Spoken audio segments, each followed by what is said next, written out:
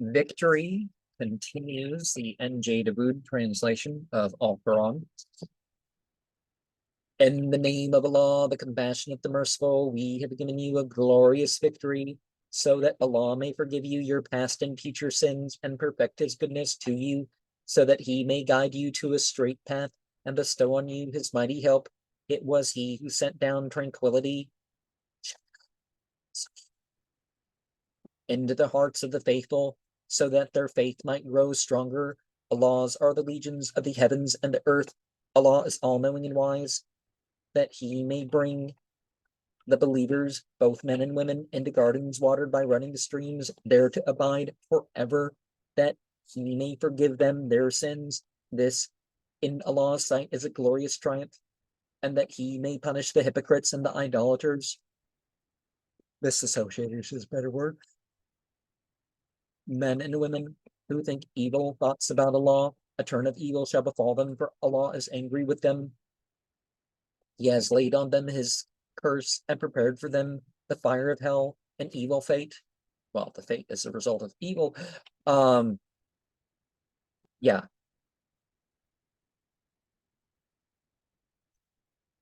Shirk, not mushrikeen. So al-mushrikeen is not just idol worshippers, it's everybody who acts like God as a partner, or they falsely attribute gender and some other stuff to God. But notice there's the focus on the hereafter, that those who do well, that never goes away. But the long abiding, well, there's mention of that for both sides, but the long abiding for the evildoers isn't given the, well, so eternal hellfire is not something totally agreed on in the Islamic point of view. And so Allah's are the legions of the heavens and the earth. Allah is mighty and wise. We have sent you forth as a witness and a bearer of good news and warnings, so that you may have faith in Allah and his apostle, and that you may assist him, honor him, and praise him morning and evening. And so the victory, Khaybar and Mecca were to come as victory.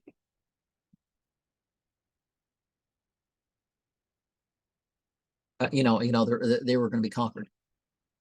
Those that swear fealty to you swear fealty to Allah himself. The hand of Allah is above their hands. He that breaks his oath breaks it at his own peril, but he that keeps his pledge to Allah shall be richly rewarded by him. Now, verse 10, along with verse 18, is one that they, for secular and spiritual organizational oaths, it's still used. The desert Arabs who stayed behind will say to you, we were occupied with our goods and families, implore Allah to pardon us. They will say with their tongues what they do not mean in their hearts. Say, who can intervene on your behalf with the law, if it be his will to do you harm or good? Indeed, Allah is cognizant of all your actions. No, you thought the apostle and the believers would never return to their people, and with this fancy your hearts were delighted. You harbored evil thoughts, and thus incurred damnation. As for those that disbelieve in Allah and his apostle, we prepared a blazing fire for the unbelievers. Allah has sovereignty over the heavens and the earth. He pardons whom he will and punishes whom he pleases. Allah is forgiving and merciful. When you set forth to take the spoils, those that stayed behind will say, let us come with you. They seek to change the word of Allah, say, you shall not come with us. So Allah has said beforehand, they will reply, you are surely jealous of us, but how little they understand. Say to the desert Arabs who stayed behind, you shall be called upon to fight a mighty nation unless they embrace Islam. If you prove obedient, Allah will reward you well. But if you run away, as you have done before this, he will inflict on you a stern chastisement. It shall be no offense for the blind, the lame, and the sick to stay behind. He that obeys Allah and his apostle shall be admitted to gardens watered by running streams, but he that turns and flees shall be sternly punished by him. Allah is well pleased with the faithful when they swore allegiance to you under the tree. He knew what was in their hearts. He therefore sent down tranquility upon them and rewarded them with a speedy victory and with many spoils which they have taken. Mighty is Allah and wise. Now, that verse 18 focuses on the experience, the tranquility, the spiritualized high, the angelic presence, the Shekinah, as the Bible calls it. It's an expansive verse, nonetheless. Verse 10.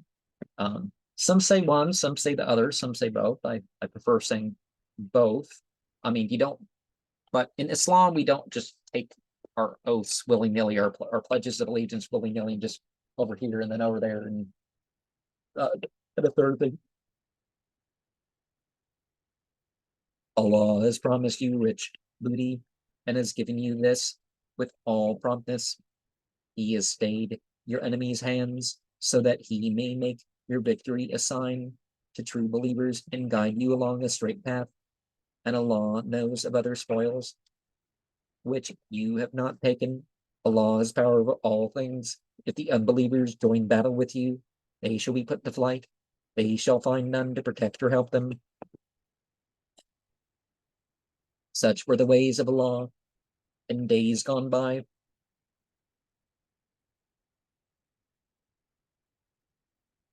And you shall find no change in the ways of Allah.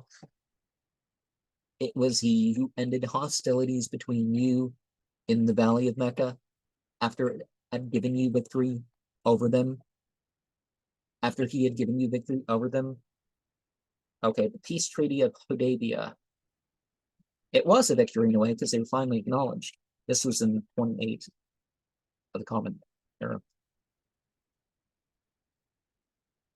Or wait, was that the other treaty? Anyways, the treaty that they did get a treaty, and that treaty was a sign of their victory. And other treaties were signs of were victories in themselves too. So those who were unbelievers debarred you from the sacred mosque and prevented your offerings from reaching their destinations. But for the fear that you might have trampled underfoot believing men and women unknown to you, and thus incurred unwitting guilt on their account, Allah would have commanded you to fight it out with them, but He ordained it thus that He might bring whom He will into His own mercy. Had the faithful stood apart from them, we would have sternly punished the unbelievers. Now, one of the things about that is that we're very, very careful when we go to war. And so you're only fighting the people that you fight in. It's like, well, here's a bad group of people. You just don't go off and fight them. You know, well, there's more to it, but anyways. And while the bigotry of ignorance was holding its reign in the hearts of the unbelievers, Allah sent down His tranquility on His apostle and on the faithful, and made the word of piety binding on them, for they were most worthy and deserving of it. Allah has knowledge of all things. Allah has in all truth fulfilled His apostle's vision, in which he had said, if Allah will, you shall enter the sacred mosque secure and fearless, with hair cropped or shaven. He knew what you knew not, and what is more, He granted you a speedy victory.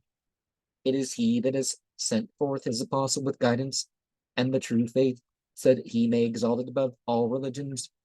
Sufficient is Allah as a witness. Well, systems of judgment, because it's not really that Islam is saying that there are different acceptable religions, because regardless of what prophet came, it was the same religion. Islam doesn't refer to just something Muhammad started or whatever.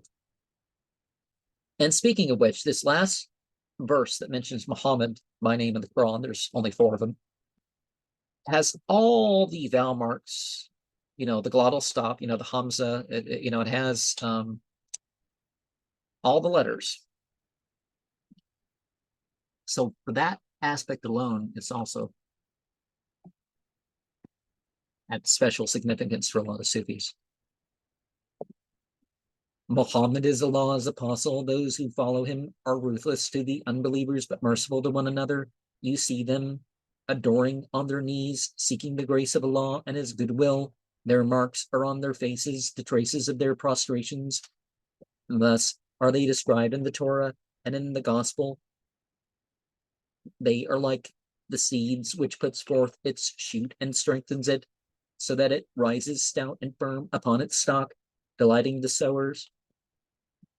Through them, he seeks to enrage the unbelievers, yet those of them who will embrace the faith and do good works, Allah has promised forgiveness and a rich reward. Now, Gospel and Torah represent the sides of the Bible, but they represent the sides of the Bible, the original scriptures. We're not talking about the Bible here. Torah represents the original books behind the Tanakh, and Gospel, that which came or was about Jesus, right?